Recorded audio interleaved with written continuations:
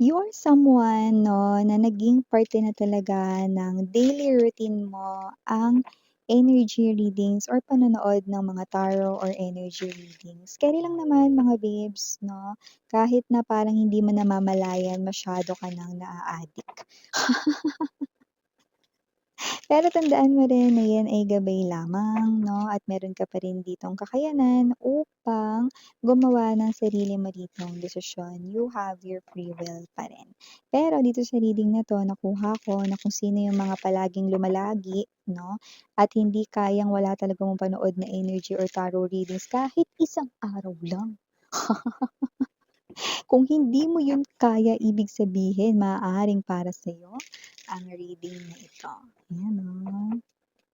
Totoo ba? Kahit isang araw lang hindi mo kaya? Na hindi makapanood ng energy or tarot readings? Yan. Kung alam mo sa sarili mong ikaw yun, mataas ang tsansa na ang reading na 'to ay para sa iyo. Let us see other details and informations related dito.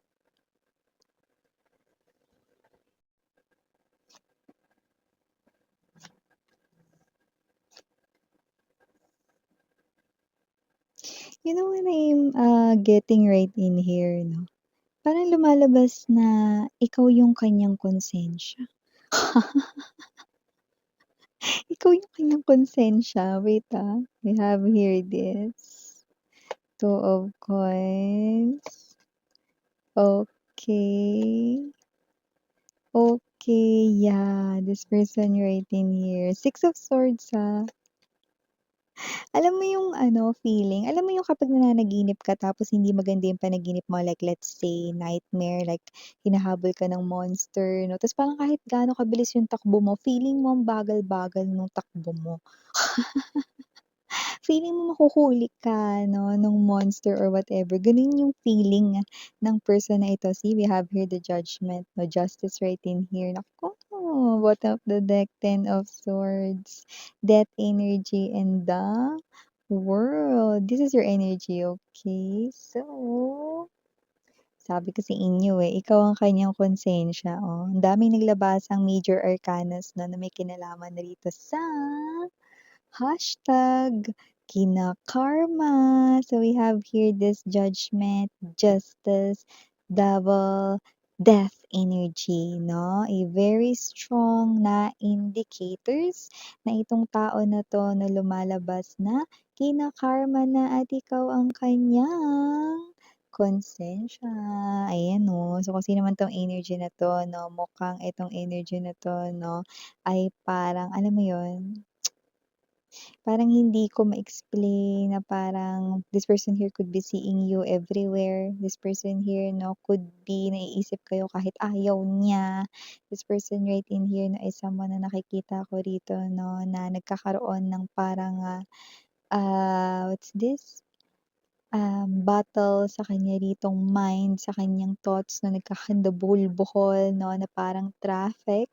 Yung kanyang isip rito, hindi alam ang gagawin, hindi alam kung saan pupunta, wala atang lugar dito 'no, na hindi niya nakikita ka. Hindi yung literal na ikaw, kundi alam mo yun 'no, yung person right in here na hinahabol ng kasalanan, kasi malaki pala ang kasalanan nito sa'yo with the Ten of Swords energy at ngayon pa lang niya pagbabayaran. Dun, dun, dun, dun. Kasi matagal rin naman pala siyang nag-enjoy. Uy, player ito, at maliban doon puwedeng narcissistic din, love bomber at gaslighter. Ang taong ito ay pinapakita sa'kin yung energy niya, very toxic, okey? So, kung sino man 'tong energy na 'to, this person here 'no, ay someone na ngayon pa lang kinakarma. Ikaw, mga babes 'no, ang huling person rito na niya 'no, at sa'yo rito nagsimulang kumilos ang kanyang karma. Sa lahat ng kanyang nasaktan, ikaw yung pinaka naging totoo pagdating sa damdamin mo sa kanya. Kaya ikaw rin yung nag-unlock, hawak mo ang susi sa pagbubukas or pagsisimula ng kanyang karma. Tari parang Olympics lang. Mga ilan pa kaya 'no, na games ang pagdadaanan nitong person na 'to, na iba-ibang levels rito ng karma ang kanyang pagdadaanan. Ano ba naman 'yun, ang weak naman nito. Level 1 pa lang pero mukhang aatras na. Ano ba naman 'yan, mahaba pa yung level, oh. Parang nakita ko may level 1,000 pa, oh. Paano ba 'yan, wala pa siya sa level 1. Oh, good luck ha. Good luck na lang dito sa person na ito, nagkasala sa inyo. Habang kayo ay walang kamalay-malay with the world energy, ang inyo ritong mundo 'no, ay parang iba na ngayon. Okey, iba na rin yung mga priorities mo. So, bago natin pag-usapan ito more, batiin muna natin everybody. Hi and hello there everyone, my name is Yan. Welcome new subscribers, returnees, tambayers. Thank you po sa inyong walang sawang love and support for me. Kung di niyo pa alam, meron pa tayong other channel, link down below sa ating description box. If interested, just click that link para mapunta po kayo doon. Araw-araw ay nag-a-upload tayo ng collective readings for all signs there. At kung hanap ninyo ay reading per zodiac sign 'no, dito niyo naman din sa ating main channel yan matatagpuan. And of course, sa mga babes natin gender dito ba ay lalaki, LGBT, possible rin mag-switch ang roles because general reading ito, and at the end of the day lahat ay may free will na free mong gamitin anytime, anywhere. But here, I do see someone here. By the way, timeless tayo ha, puwede nangyari na, sa iba nangyayari na po ngayon, sa ibang mangyayari pa lang.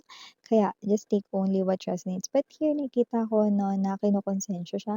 Ikaw yung pinakanakikita niya. Sa dami ng nagawa niya siguro ng kasalanan dito kasi player nga ito, ikaw yung parang pinakahuli at ikaw rin yung pinaka talagang sumeryoso sa kanya rito pero nagawa pa rin niyang saktan. Ang taong ito ay hindi maipaliwanag kung ba't niya kayo nakikita kahit saan at sa panaginip ay parang gusto rin niya kayo ritong takasan. Pero ganun pa man, wala kayong kaalam-alam. Nine of Coins energy, nakikita ko rito that you're not even bothered, okay, about anything happening dito sa person na 'to. Like you don't care, IDC, 'no, para sa taong ito. And we have here this Four of Cups energy 'no, problemado siya. Paanong nangyayari ito? Kailangan niya na ba magpatingin dito sa psychologist or sa psychiatrist? Ano ba, sino ba lalapitan niya rito? Pagtatanungan ang nangyayari kasi parang there's nowhere na, place kung saan hindi ka niya makikita 'no. It looks like this person right in here 'no, ay always ka ring napapanaginipan with the Six of Swords energy. Three of Swords right in here, nakikita ko dito na itong person na 'to 'no ay sumabay pa na sa kanya ritong mga past lives ay ganito rin ang nagawa niya sa mga niya. Kaya naman pala, kaya kung sino 'tong energy na 'to, naku good luck talaga sa kanya. Hinahabol na siya rito ng karma at kahit saan siya rito tumakbo at pumunta, siya'y susundan at susundan talaga ng karma. Hindi talaga magagawang takasan ni naman ang karma kasi kahit saan talaga magpunta, kahit pa sa outer space 'yan 'no, ang karma kayang umabot dun.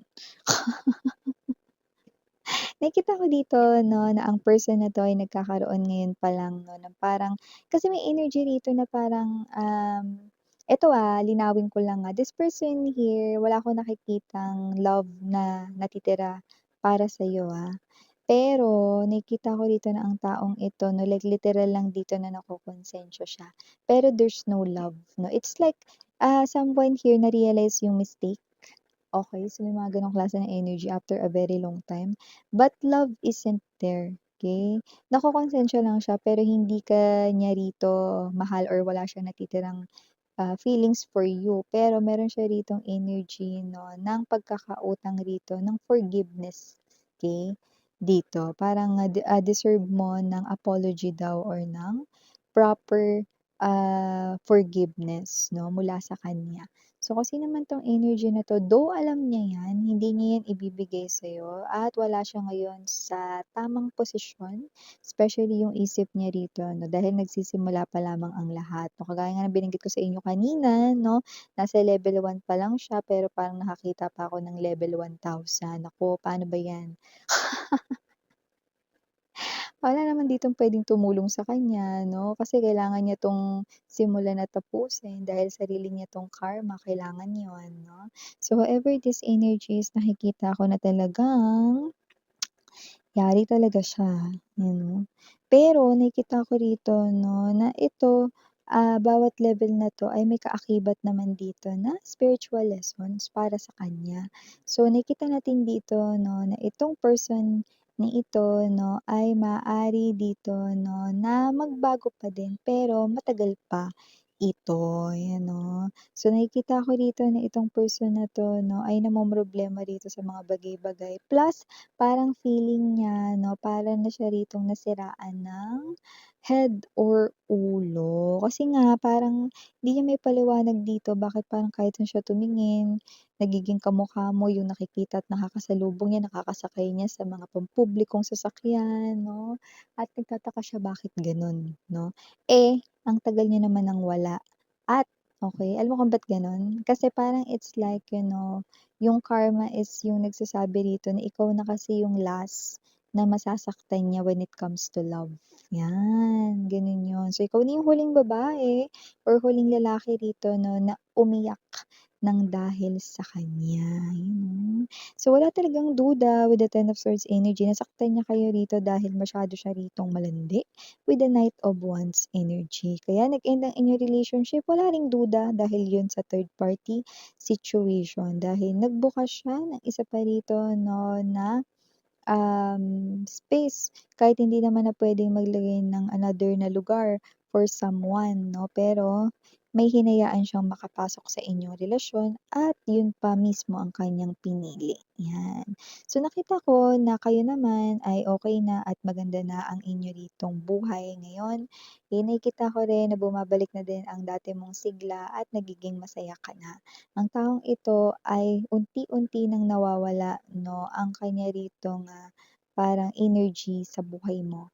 At nakikita ko rin 'no, na nagkakaroon ka na rin dito 'no, ng laya na piliin kung ano yung mga landas na nararapat sa inyo. At yung iba parang may mga pinipigil na yung person na ito dati sa inyo 'no, parang pinipigilan kayong ganito, ganyan, 'yan 'no. Ngayon malaya mo ng nagagawa yun. So, nakikita ko rito na nagiging happy ka.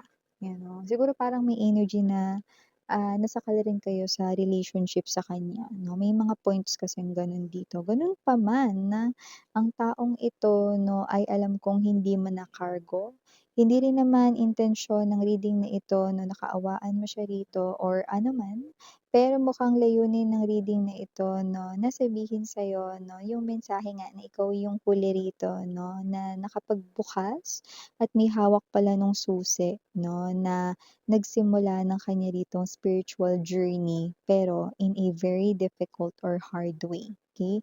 Parang actually tulong mo na nga yun sa kanya, kasi para maging isa na siyang ganap na normal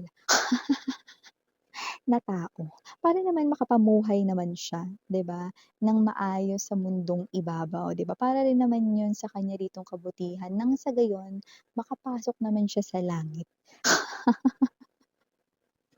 So, nakikita natin dito na kung sino man 'tong energy na ito 'no. Nakikita ko na ngayon, wala na rin siyang kahit na anong hino-hold na power sa inyo.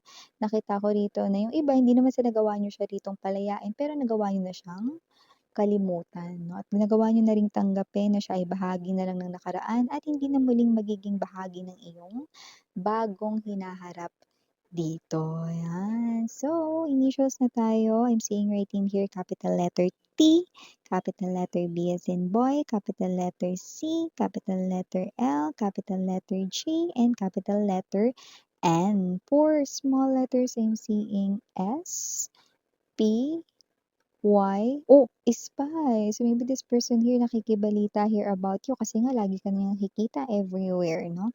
Might be through social media kasi yun ang pinakamabilis na puwedeng gawin 'no para makibalita sa iba. So nakikimarites siya sa'yo ng di mo alam or about sa'yo ng hindi mo alam. Iba pang small letters I'm seeing, we have here R, T, B as in boy, victory V, D, and last but not least, we have E. So, these are all the messages we've got right here for you, honey. Again, I'm your Yana Ani. For the girls, I'm Yana Duna. For the boys, Sarang Hiya, Love and Light. Ano?